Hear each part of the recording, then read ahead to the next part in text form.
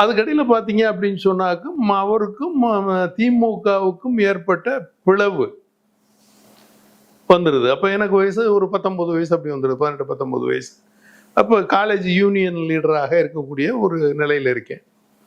அப்படி வரும்போது அவரை கட்சியிலிருந்து நீக்கும் போது எங்களுக்கு ஜோஸ் அதிகமாகி, அதாவது அவர் மேலே உள்ள அந்த பற்றின் காரணமாக இப்போ என்ன பண்ணுறோம் அப்படின்னு கேட்டிங்கன்னா, இது ரொம்ப தவறு அப்படின்னு சொல்லிட்டு இளைஞர்களை எல்லாம் ஒன்று சேர்த்து வண்ணாரப்பேட்டையில், அப்போ எங்களுக்கு வீடு வந்து வண்ணாரப்பேட்டையில், அதாவது நாராயண முதலி 6வது தெருவில் எங்கள் வீடு.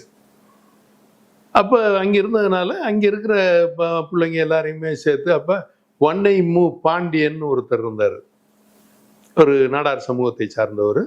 அப்போலாம் நாங்கள் பெரும்பாலும் இந்த சமூகமாக பார்க்குற பழக்கங்கள்லாம் அப்போ கிடையாது. ஒரு நாடாரா, அகம்படியரா, செட்டியாரா, முஸ்லீமா அப்படி பார்க்குற அந்த பழக்கங்கள்லாம் கிடையாது.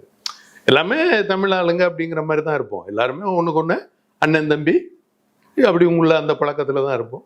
அப்போ அவர் தலைமையில் பார்த்தீங்கன்னா டிஹெச் ரோடு அப்படின்னு சொல்லிட்டு டீலக்ஸ்ன்னு சொல்லிட்டு ஒரு பெரிய ஜவுளி கடை, அதுக்கு பக்கத்து தெருவில் தான் அப்போ எப்போவுமே கூட்டம் போடுறதுக்கு இடம் கொடுப்பாங்க.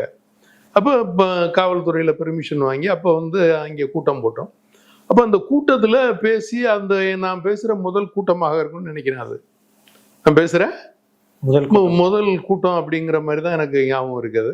இப்போ அந்த கூட்டத்தில் எம்ஜிஆரை பற்றி பேசுகிறோம், எல்லாத்தையும் பற்றி பேசுகிறோம். அப்புறம் கருணாநிதி அவர்கள் வந்து அப்போ ஆட்சியில் இருக்காங்க, அப்போ முதலமைச்சராக இருக்காங்க.